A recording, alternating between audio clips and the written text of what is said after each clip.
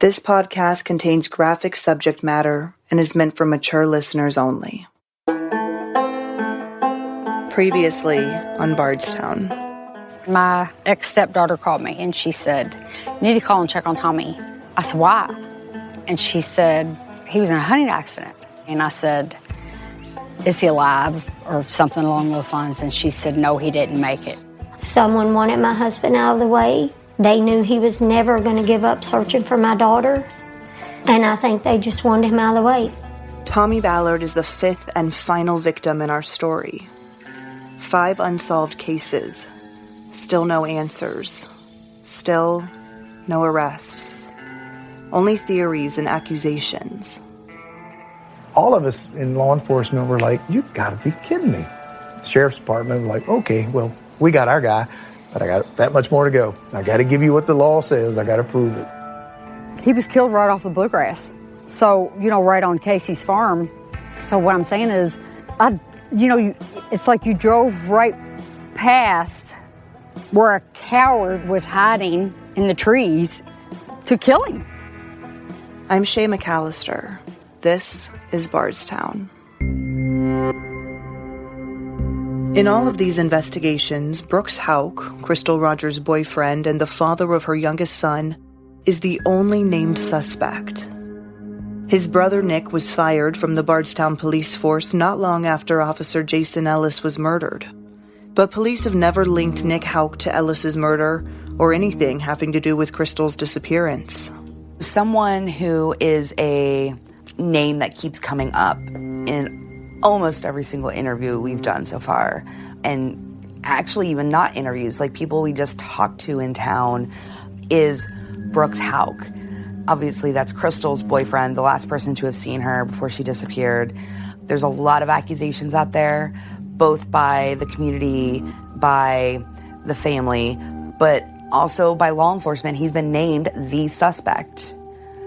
He's never been charged with anything in connection with Crystal's disappearance. But I think to tell his side of things is important to this story and to see what he has to say, or if we can find his brother Nick, who is the Bardstown police officer who was fired.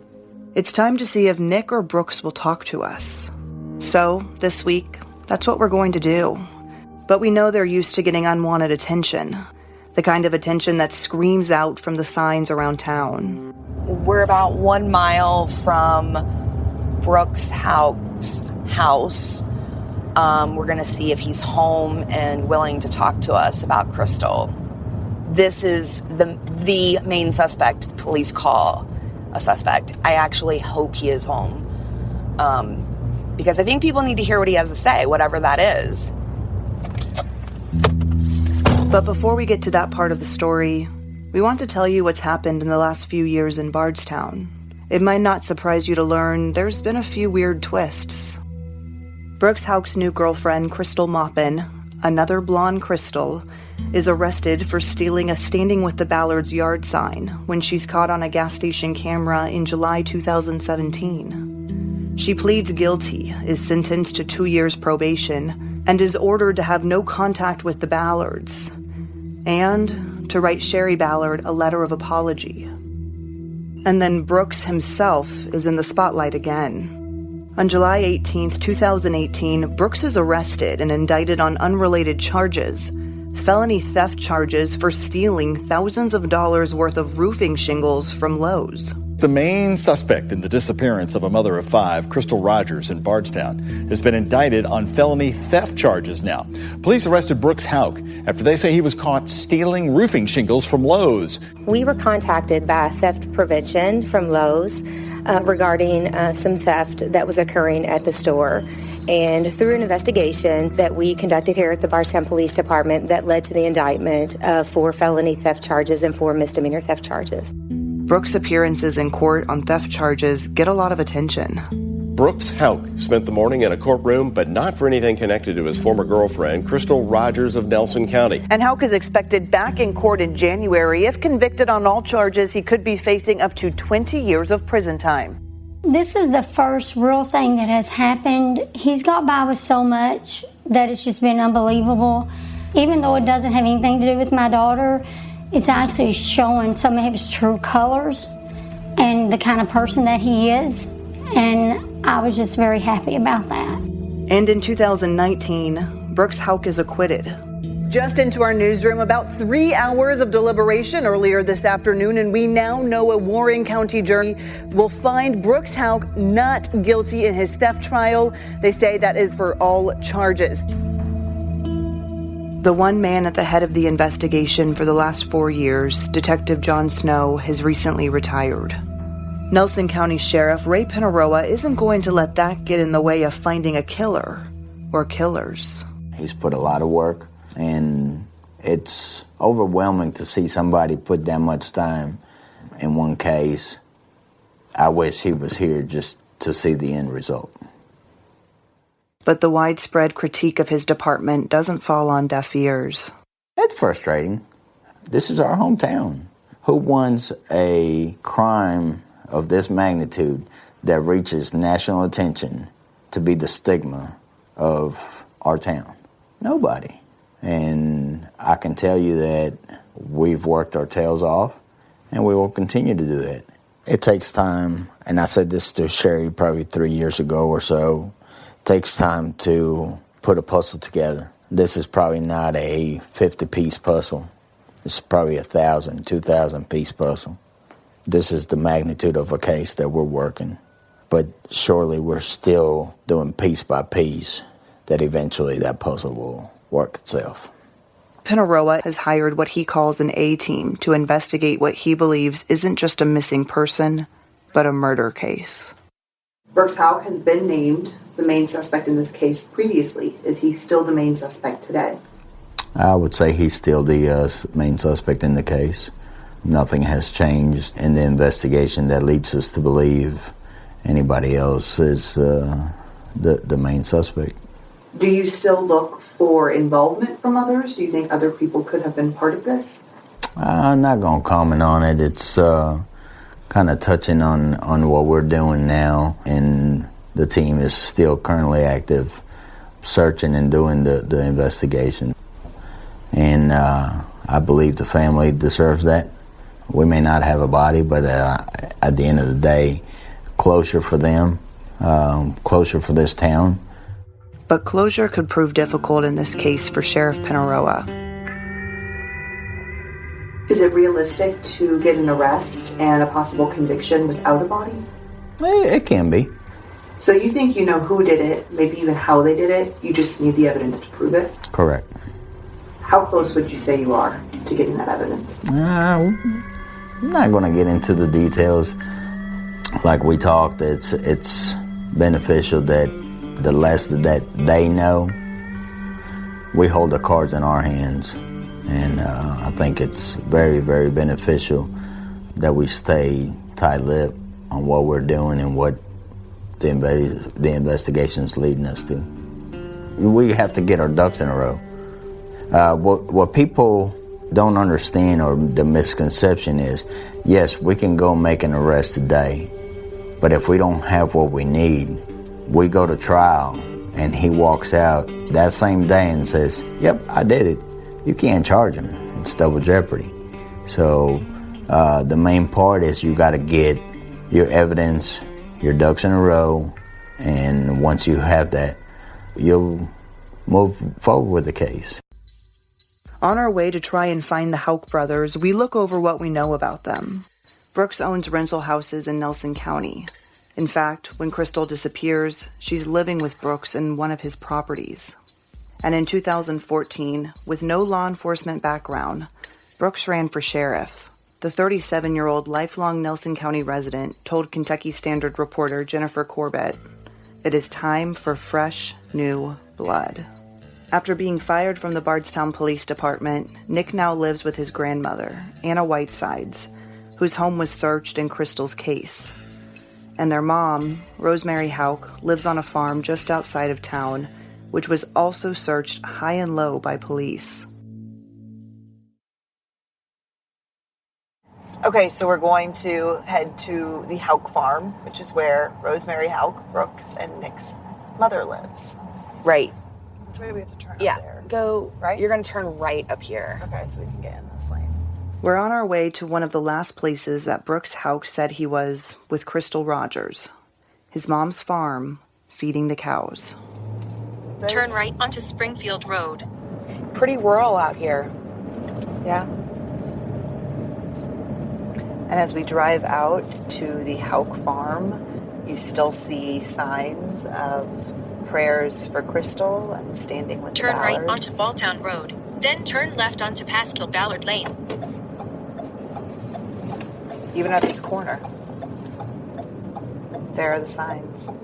So every day, Brook's mom drives by a sign that says Brook Houck is the only suspect in Crystal Rogers' disappearance.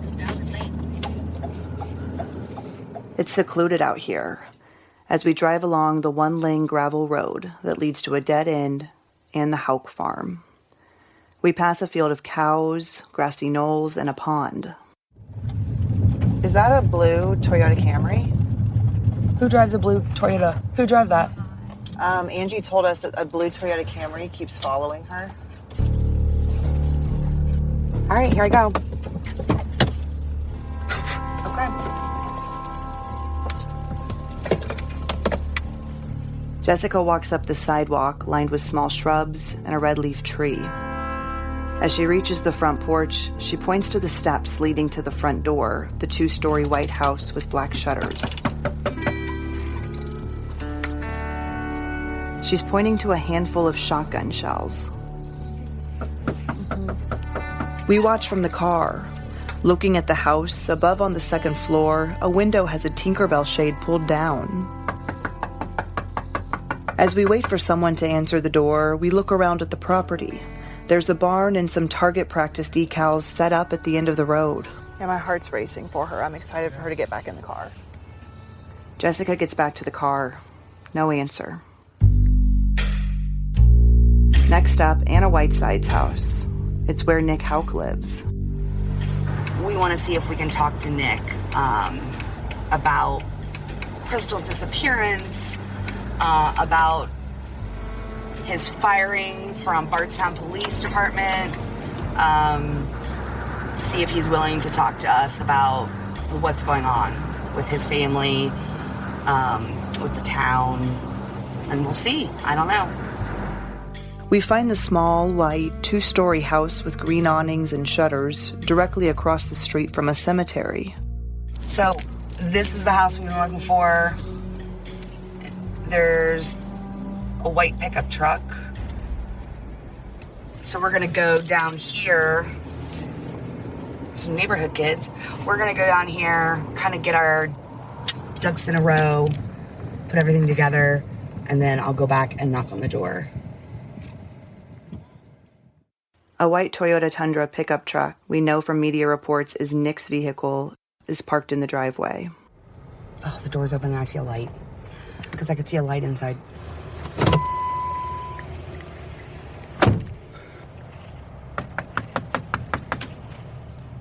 Jessica knocks on a door that's outside of a screened-in porch on the front of the house.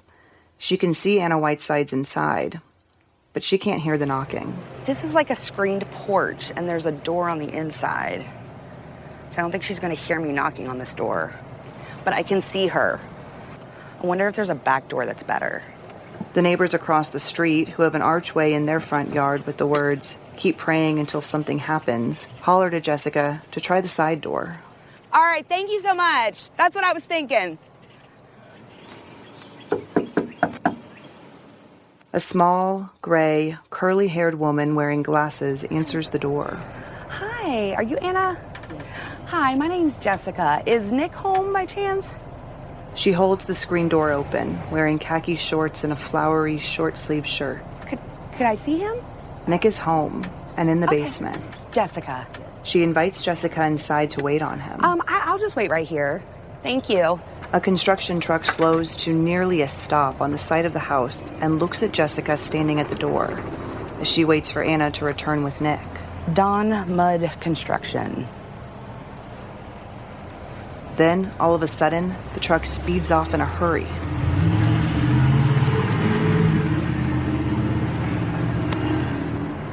Anna comes back, opens the door, and hands Jessica a piece of ripped paper with a phone number on it. In the shower, and he said, would you call him? Okay, will do. All right. Thank you so much. It was nice to meet you. Got his phone number. 2 strikes, but we aren't giving up on talking to the Houcks. We call Nick.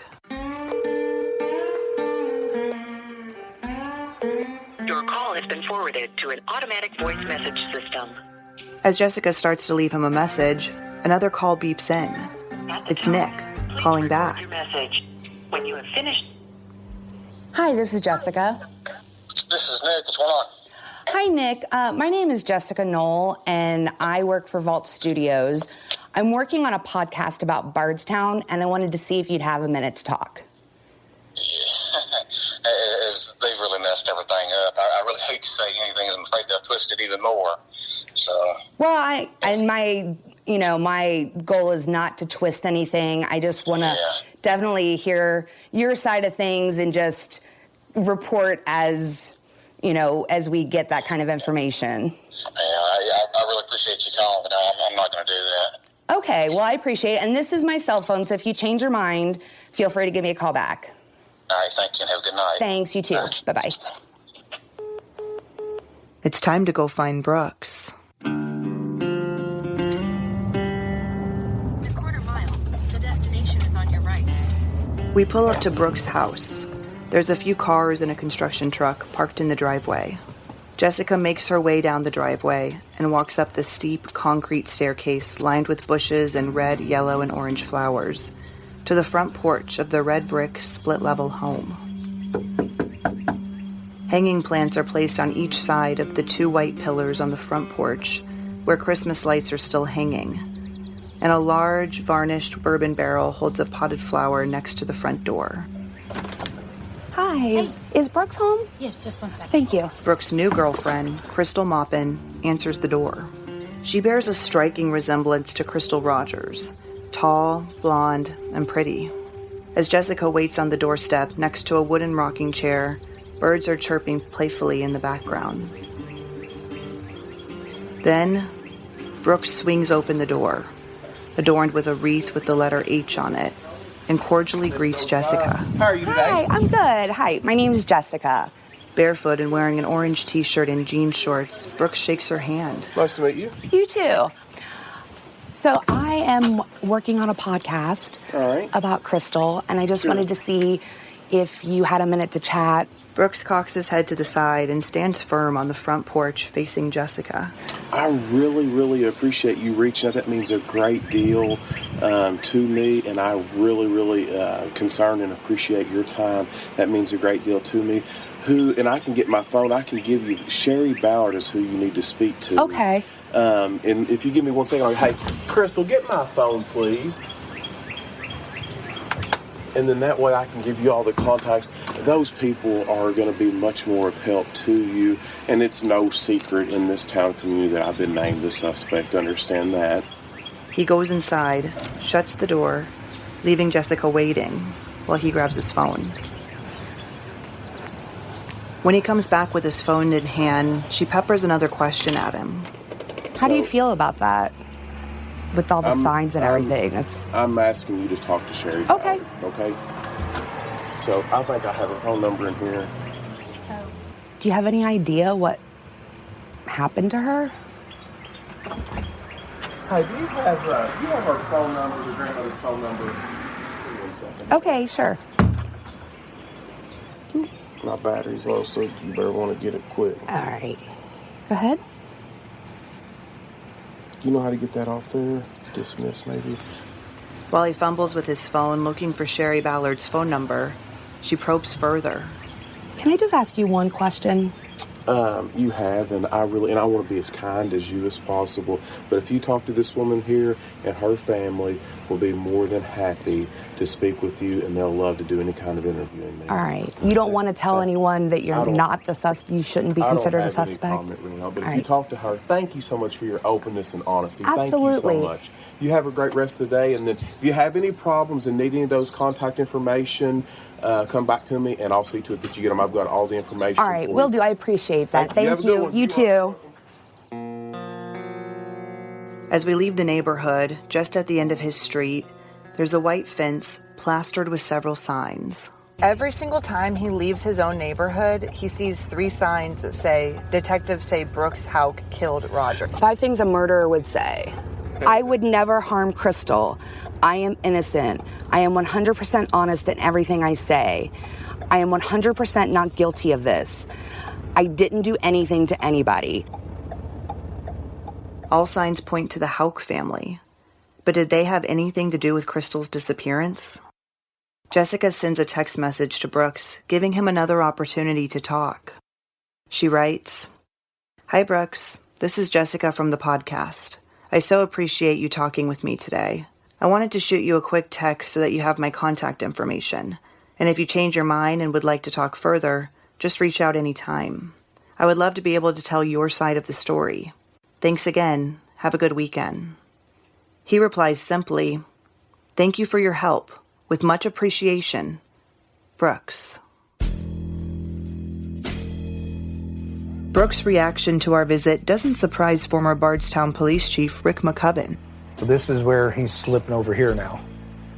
Nothing's worked for him over here, so now he's going the opposite way. You know, he said, "Let me have you call Sherry Ballard." That's his standard. "Don't talk to me. You need to talk to her. I've done nothing." "Well, you need to call Mom." "I don't know, you know." So when you said it, I'm like, exactly. I could almost have told you what he told you before you told me. I mean, that's how he is. So I didn't know Brooks. I didn't know the man. I truly didn't. I came to my conclusion, like most of us in law enforcement here, just what I said, his reaction. Not what he did, what he didn't do. And so many people miss that, you know, in a lot of investigations. Everybody wants to look at what I can prove you did this, or this is what you did, this is what happened. Law enforcement, we focus more on what you didn't do, what didn't happen. That's what we try to look at. Speaking of the investigations, you can go too far or you can do not enough. And that's when you know you got your person. You know what I mean? When you're overdoing it, you're overbearing, you're over it, oh, here's my guy. You know, it's usually somewhere in between that most law enforcement investigations go, man, I don't know. Here and here, oh, well, this is my guy. I just got to prove it now. You know what I mean? Now the burden's on me, or the proof on me to prove it. We got to prove it, though, you know. Next time on Bardstown. Nothing's to say that you can't have a large criminal conspiracy. It only takes 2 or 3 people. So among 11,000, it depends on how much somebody's willing to misbehave and how much they want to enforce what they perceive as the power that they have. A lot of stuff that, quite frankly, is just wrong. There's stuff that we've reported, and then there's stuff that we have learned on background. And some of the stuff is just so far out there. I can tell you that the rumor mill is one of the most frustrating things on our side working a case, because we become chasers of rumors instead of facts. Words you never said are the ones that hurt the most.